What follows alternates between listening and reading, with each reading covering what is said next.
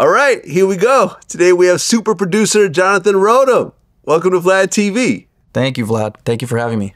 Yeah, I mean, you and I go back, my God, since before Vlad TV?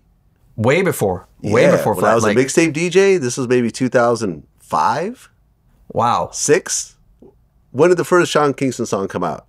Sean Kingston came out in 2007. 7, so that must have been it. Yeah, so I met you in 2007, yeah. Yeah, but I feel like we were in communication in 2006. Yeah, me and Zach Katz have always been good friends, so yeah, we've always been in the same circle, man. Congratulations on all your mega success since then, man. Appreciate that.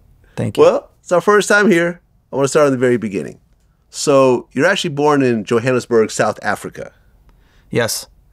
Okay. And you had Jewish, Israeli immigrant parents. Exactly. So they were born in Israel. They moved to South Africa, to Johannesburg. That's where I was born. Why did they move? They moved because my dad was finishing his PhD. Basically, they were just young students and they had some family there. And my dad wanted to leave there. So they moved there. I was born there, but I have no memory of it because when I was 2, we moved to Toronto, also for my dad's work. And for the first part of my life, I grew up in Toronto, and then, like you, moved to the Bay Area, to Northern California, around like junior high, high school. Okay, so, because they speak English in South Africa. They speak English, yep. Right, so English was essentially your first language. It was definitely my first language, but yeah, and in Toronto, I mean, I don't even know if I was really speaking like that at age 2, but yeah, it was definitely like English, and my parents spoke Hebrew. But English is really the only language, I speak. Okay, so you moved to Moraga. To Moraga, yeah. Which is the East Bay. East Bay. Nobody's heard of it. They've heard of maybe Walnut Creek, maybe Berklee, but Moraga, like, you really got to know. Yeah, no, I know about Moraga. I went to school at UC Berkeley, so, it's not too far. Yep. So, going through high school and so forth, because you actually started music young. You were like 4 or 5 years old? Yeah, started classical piano super young. My parents saw that I was attracted to it, and they were very musical. My dad played guitar, and so they were very, very supportive right off the bat. Cool, let's give you piano lessons, starting age 4. I mean, a lot of us have taken piano lessons, me included. I just didn't really take to it. I played around, then I went to like clarinet and saxophone and so forth, but I didn't really take to instruments like that, which is why I didn't really stick to it. But you just got it right from the jump? Yeah. In a nutshell, yeah, because I have 2 younger brothers, and my parents were very encouraging of them to also take piano lessons. But out of the 3 of us, I was the only one who really, I was pretty much like, that was like my whole life. And they offered it to all of us, but I was the one who really stuck with it, who really practiced, who really, from a pretty young age, I knew I was going to do something in music. At that age, I didn't know what producing was. It wasn't producing per se. It was, maybe composing, maybe film composing. But yeah, I pretty much stuck with piano the whole time. And not at age 4, but already as a teenager, I knew I was going to do music for a living.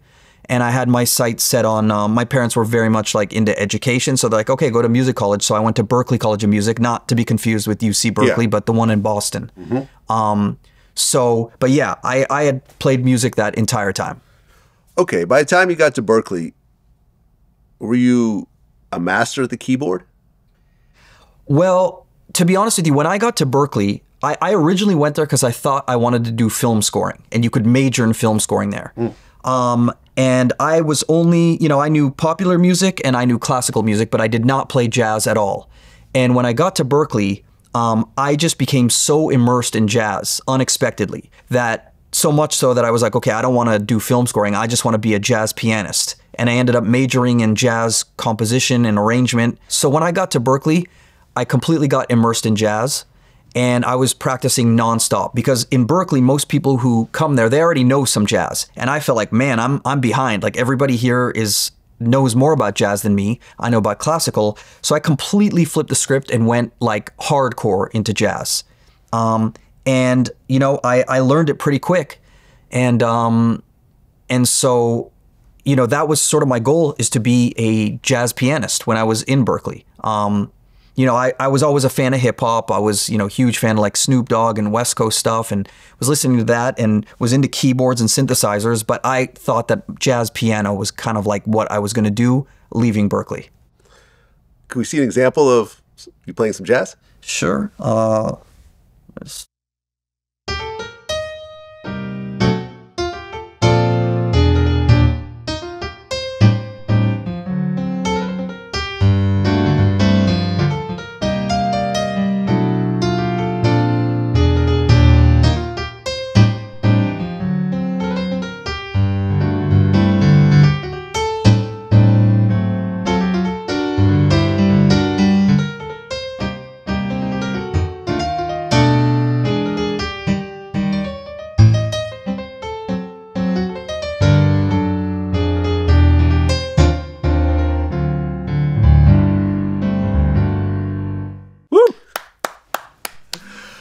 Okay. I'm a little rusty. I haven't been playing jazz in a while, but... Okay, so now you're going hardcore into jazz. But the thing about the major jazz musicians of their day, the Charlie Parkers, the Miles Davises, is that these guys were hardcore drug addicts. And you actually try to emulate them to a certain degree. Well, when I was at Berklee, I'm not going to lie, I was smoking weed nonstop, all day, every day, and practicing. I tried a couple other things, but I can't say I was really addicted to anything other than weed. But yeah, to speak to your point, when you grow up and you idolize, Charlie Parker and Miles Davis and Coltrane and all those people, for the most part, it was this like, sexy era of like, heroin and all this kind of stuff that you really don't want to be emulating. So... Well, you talked about it in an interview. You said people wouldn't believe how much coke and heroin I would do when I played.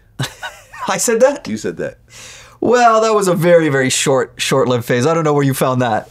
On Scribd.com. Oh. It was a Blender magazine feature. Wow, you went way back. I went way back. This is what I do. This is what I do. So yeah, so in the midst of like Berklee, like yeah, maybe it was. I mean, to be honest with you, it's almost like embarrassing to talk about. Not that I'm like ashamed of it, but it's kind of like, what was I doing? We were probably trying to think, oh, we're so cool, like those jazz musicians playing gigs. But to be honest with you, I knew, like I said, maybe I dabbled in it, but the only drug that I was ever really, that I consider myself to have been addicted to, and obviously it's more psychological than physical, was weed. Just, kind of self-medicating, always dealing with anxiety, depression, things like that. And it was kind of everywhere back then in a music college. But, not to skip ahead too far in the story, but when I did finally end up moving to LA, by the time I was very serious about my career, I noticed, hey, all these people around me are drinking and doing drugs. So, but I knew for me, I was not at my best. Like, how it's like some people, two people can do the same exact action, but for one person, it's their demon, their poison, and another person, they have it under control. I'm a very extreme person, very addictive personality. And when I recognized, I'm like, no, I can't just do it casually like somebody else. Like if I do it, I'm doing it hardcore. I kind of said, okay, I got to cut out everything. And shortly after moving to LA, I stopped, everything. No drinking, no drugs, no anything. Because I kind of felt like, yeah, I'm not going to be at my best unless I'm all or nothing. And with drugs, it's got to be nothing. Because if it's all, you're going to kill yourself. Well, you end up hooking up with Dwayne Wiggins of Tony. Yes. And was he managing you or working over you, or how does it work? No. So, the Bay Area, as you know, is a very small scene, but very musical. I mean, there's a lot of like music history there. So when I decided to kind of like, right around the time I decided, okay, I want to stop playing jazz gigs every night. I want to be making beats. I just started making beats and, probably passed them around to one person, to one Bay Area rapper, to another, to some other people who were sort of connected to him. To be honest with you, I can't even remember who connected me with Dwayne Wiggins, but probably some Bay Area players, some cats.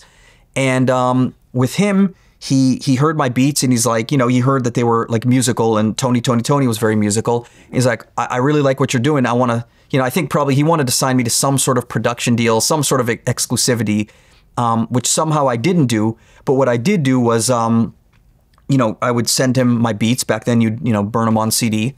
So, and not a lot of people know this, but back in that era, this was probably, super early 2000s, he was the one who signed Destiny's Child to Columbia. Like, Right. he had a production deal or an imprint with Columbia. I don't know what the connection is between, because they were from, Houston. He's from there, but obviously he must have known the dad or the mom, and he signed them and developed them very, very early on. So that was my first real big break, which is like kind of just making beats, sending them out. Back then there was like Urban Music Network. I would go to Texas and play beats for different people. But when he got my beats, he's like, okay, I'm gonna, I'm working with Destiny's Child right now. I'm gonna take these beats to them, and he did. And a couple of them actually ended up coming out. One of them on the Survivor album, a song called Fancy, which was pretty much all my, production. And he, back then, you know how it is. Like, I probably got additional production, but essentially it was all my beat. I think he added, a guitar bridge, but it was like incredible, to go from like, I'm playing my beats and just even hearing any vocalist on my beats was like a victory. But to go from that to hearing Beyonce and Destiny's Child like singing over my stuff was like, so almost in a way, even though that song wasn't a hit, it's an album cut, the jump from where I was to that it's almost hard to recreate that level of excitement of just like, whoa, so that was kind of my first big placement while I was still in the Bay Area before I moved to LA. So were you actually in the studio with Destiny's Child at all, or you just sent the beat and then it came back with the vocals on it? Yeah, zero connection. Like, I had the beat. I forgot how we even sent stems back then. I don't know if it was ADATs or what, but it was, he took the beat, he brought it to them probably in the studio. He probably worked with them in the studio. I don't know if it was in the Bay or where they were flying to. Maybe it was New York. And I only heard like the finished product like afterwards. There was actually 2 or 3 songs. One came on, like, I think one was on like a movie soundtrack or something like that. But Fancy was the one that was on like their big Survivor album. And but I never met her, or worked with her at that time. Yeah, I remember you were talking about how at one point you were working with Kelly Rowland and she saw the plaque on your wall and was like, you did some beats on this album? You were like, yeah, I did Fancy and this. And she was like, I had no idea. Exactly. So, and that's wow. You really went back and did homework. That's exactly true. And I worked with LaToya too, who was, I think she was in the original like group. Yep. But yeah, you'd be surprised, like at that time, before the internet and things like that, it's like, yeah, you work on stuff. I've had a lot of people come through that I wasn't necessarily in the studio with them. And they're like, you did that? A lot of times, even before I was doing interviews and on whatever, even rappers would come in and they'd want to work with me for like rap songs that I've done. Like, I didn't know you were white. Like, I had no idea because, they just heard the music. Well, you were paid $2,500 for the beats on Destiny's Child album? That's how did you even know that? That sounds about right. Yeah. Where do you get these receipts from? I got the receipts, man.